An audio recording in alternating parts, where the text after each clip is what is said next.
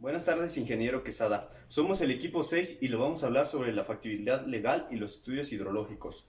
Nuestro equipo está compuesto por Escalona Alvarado Marta Lisset, Rojas Morales Odalis, Sánchez Guarneros Antonio, Torres Rueda Guadalupe Abigail y su servidor Calleja Segura Omar.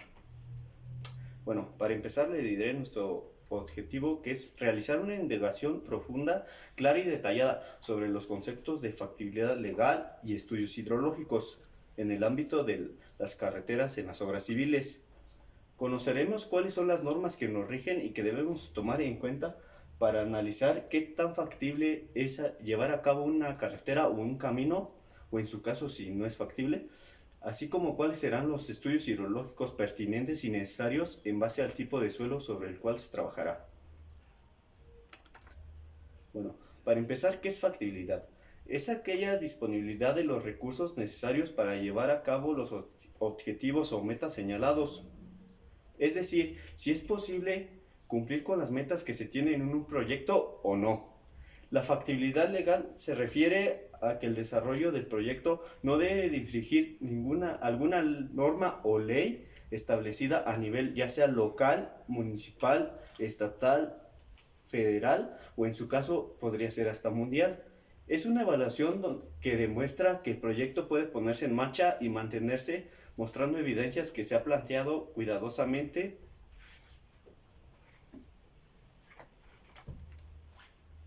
Continuando con la factibilidad legal, es en primera instancia un estudio que no es elaborado por los ingenieros civiles, sino por un grupo de abogados de la Dirección General de Asuntos Jurídicos de la SCT, Secretaría de Comunicaciones y Transportes, o bien una asesoría externa, igual de un grupo de abogados, quienes son los encargados de preparar para la Secretaría de Hacienda un documento en el que, después de analizar los terrenos o la superficie sobre la cual será proyectada la carretera, dictaminará la factibilidad legal de la obra.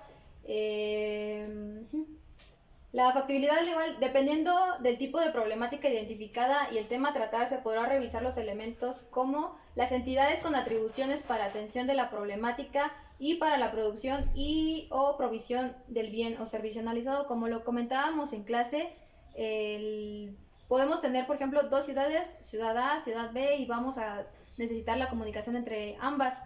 Y, por ejemplo, tenemos que contabilizar si dentro de esta carretera que nosotros vamos a hacer, si va a pasar solamente vehículos ligeros, si se va a estar pasando muchos materiales, por ejemplo, para una fábrica o para lo que sean muy pesados, eso contabilizarlo para nuestra carretera.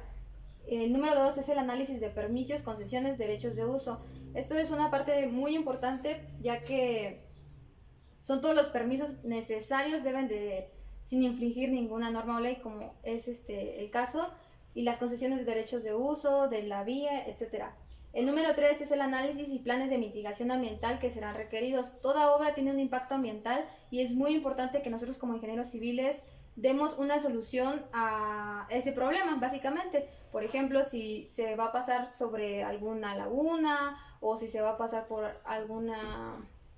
una pequeña reserva, tal vez. Imaginar, innovar, básicamente, ¿no? Ese es el trabajo del ingeniero civil. Y de la factibilidad legal, el estudio como tal, es que no inflijamos ninguna norma o ley. O sea, tal vez esa es una reserva de animales que en peligro de extinción, pues obviamente no lo vamos a poder tocar. Entonces ya se cambiaría lo que sería la parte del anteproyecto, como lo comentaba en clase. El número 4, en su caso, el análisis de los procedimientos para adquisición de tierra o derecho de vía y su liberación. Si pasa, todos tenemos intereses, ¿no? Entonces nosotros queremos pasar nuestra carretera por ahí, pues ver que las personas dueñas de ese terreno o de esa parte donde queremos pasar sean beneficiadas tal vez por una remuneración económica, o llegar a un acuerdo o pasarlo por otro lugar. El 5 es el marco regulatorio en el tema analizado. Es igual, va de la mano con el punto número 4. Con información previa se podrá elaborar un breve documento del análisis con el dictamen preliminar de la factibilidad legal e institucional. También es necesario contar con la propiedad de derecho de vía para la ejecución de las obras. el artículo 19 de la Ley de Obras Públicas y Servicios relacionados con las mismas aquí en México es el que nos habla un poquito más de eso. Ahorita lo vamos a checar más adelantito. En el caso de caminos rurales y alimentadores, la liberación del derecho de vía es responsabilidad de los gobiernos de los estados a través de la formalización de convenios entre ambas partes. Para el caso de las carreteras federales se muestra el siguiente procedimiento.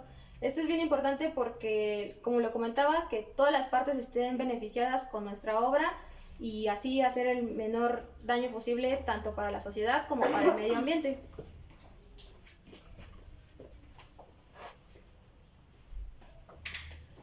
Bueno, yo les voy a hablar acerca de la liberación de los derechos de vía para carreteras federales.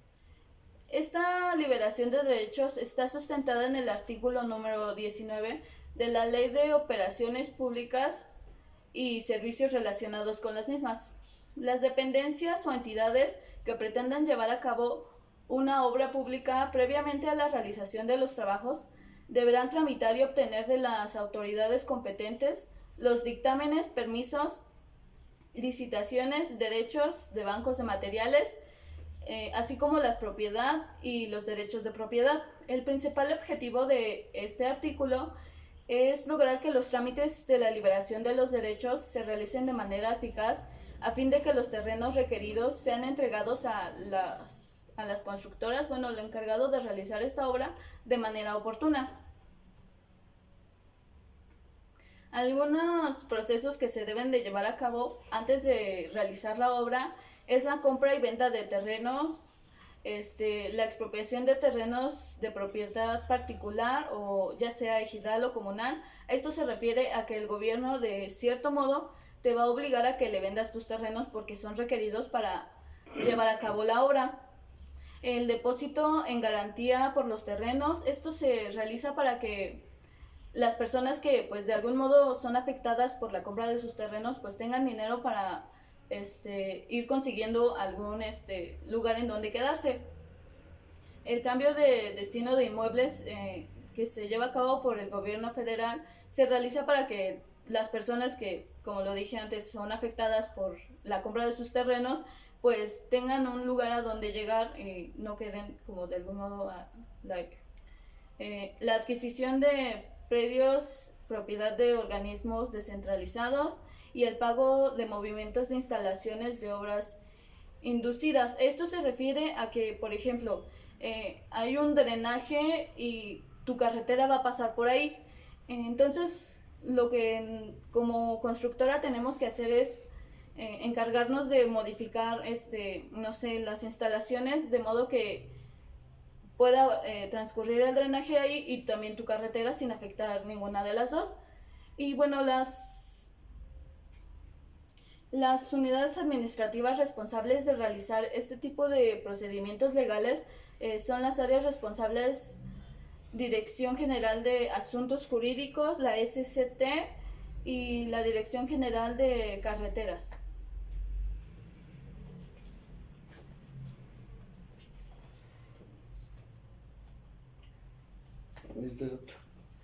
Bueno, aquí tenemos el ejemplo de una carretera federal y tenemos el ejemplo de los estudios de una carretera.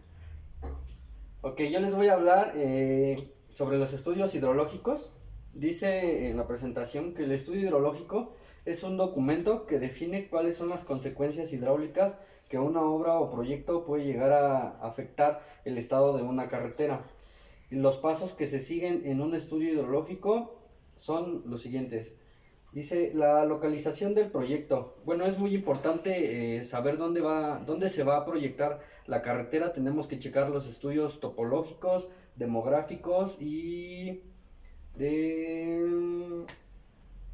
bueno, esos dos. Y lo de la recolección de la información, tenemos que checar previamente los estudios de mecánica de suelos, incluso los estudios, como ya mencioné, de topología, de topografía y de demografía. Los trabajos de campo básicamente se refiere a los estudios que se van a hacer de geotecnia y el análisis de la información. Básicamente los estudios hidrológicos son los escurrimientos que van a afectar de alguna forma a nuestra carretera. Un ejemplo muy básico que comentamos en clase fue el ejemplo de la carretera que se socavó en Cuernavaca, donde incluso se fue un coche. ¿Qué pasó? Que los niveles freáticos estaban muy superficiales a la hora del peso del coche, más la humedad que se mantenía superficialmente en la estructura de la carretera, pues hizo que se hundiera.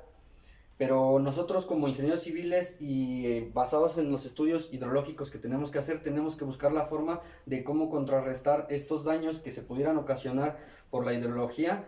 De qué manera, en este caso, de que tenemos la sección de la carretera, más o menos son entre 60 y 80 centímetros lo que vamos a tener que excavar en la caja para hacer la carretera. Y bueno, tenemos la subrasante, el terraplén, la subrasante, la base y subbase y la superficie de rodamiento.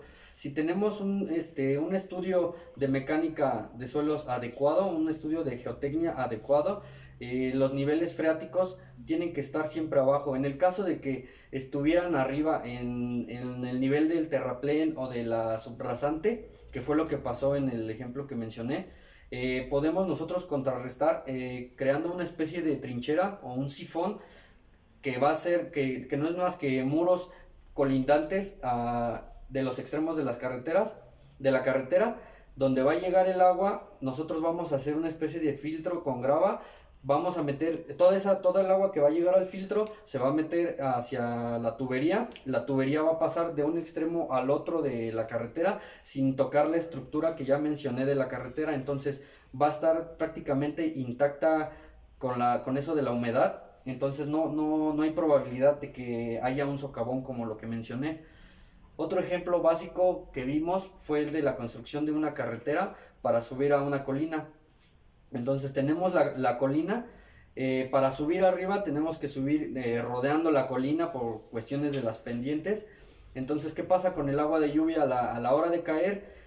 No podemos dejar que el agua de lluvia caiga literal de golpe desde arriba hasta abajo. Entonces podemos implementar un sistema de contracunetas que básicamente lo que hace es captar el agua, no en forma de tubería, sino en una especie de L, y esa agua pues ya la proyecta hacia un sistema de alcantarillado, y de ese sistema de alcantarillado pues ya se proyecta, dependiendo de la zona, hacia un vaso recolector de agua, o si no hacia las cuencas. Dice que para realizar estos estudios es necesario de especialistas como INEGI y CONAGUA, que ya todos conocemos, que son instituciones que realizan esa clase de estudios y tienen como objetivo describir, evaluar, cuantificar y simular el funcionamiento de una cuenca como un sistema hidrológico integral de los sucesos del ciclo hidrológico. La siguiente es es básicamente el ciclo hidrológico, que es lo que les comentaba. Bueno, este es un ejemplo de prácticamente un bosque donde tenemos la precipitación, cae el agua, ya sea en forma de lluvia o de nieve, cae a la superficie, comienza la filtración y bueno, dependiendo de la estructura del suelo, tenemos suelos que son permeables o impermeables. Dependiendo del suelo es el estudio que vamos a hacer. También mencionamos un ejemplo del suelo del desierto, donde efectivamente sí hay agua, pero está muy, muy abajo. ¿Por qué? Porque es un suelo que es totalmente permeable. Entonces, en la cuestión de los suelos impermeables, están basados en arcillas. En este caso, en este ejemplo, vemos cómo el agua se filtra y va hacia abajo. En esta parte de aquí, se supone que ese es el estado de las cuencas. Entonces, pasa lo de la evaporación del agua, se condensa y otra vez el mismo ciclo. El análisis lógico de los estudios hidrológicos en caminos y carreteras básicamente se trata de temas relacionados con la metodología que van a permitir estimar los caudales en nuestro diseño de obras. Estos están constituidos en un sistema de drenaje, el cual estará proyectado en nuestra carretera, ya sea superficial o subterráneo. Esta información nosotros la estaremos obteniendo del Servicio Nacional de Meteorología e Hidrología. Y en caso de que no se cuente con esta información, tendremos que recabar información con algunas entidades que están encargadas de la administración del estudio factible de las carreteras. Bueno, también es muy importante tomar en cuenta la localización de nuestro proyecto, ya que esto nos va a permitir un estudio y una gran visualización del lugar en donde estaremos trabajando, ya que en muchas ocasiones contamos con algunos ríos o canales que en ciertas temporadas tienden a subir y por lo mismo causan ciertas problemáticas. Y bueno, en conclusión, la factibilidad legal es muy importante, ya que en las carreteras debemos de cumplir con cada una de las normas establecidas y tratar de no infringir con la ley.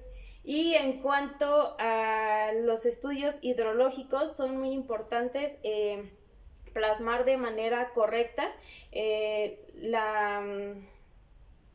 el sistema que nosotros vamos a estar utilizando, ya que en muchas ocasiones tenemos ciertas problemáticas como inundaciones, ciertos choques e incluso el deterioro de nuestra carretera.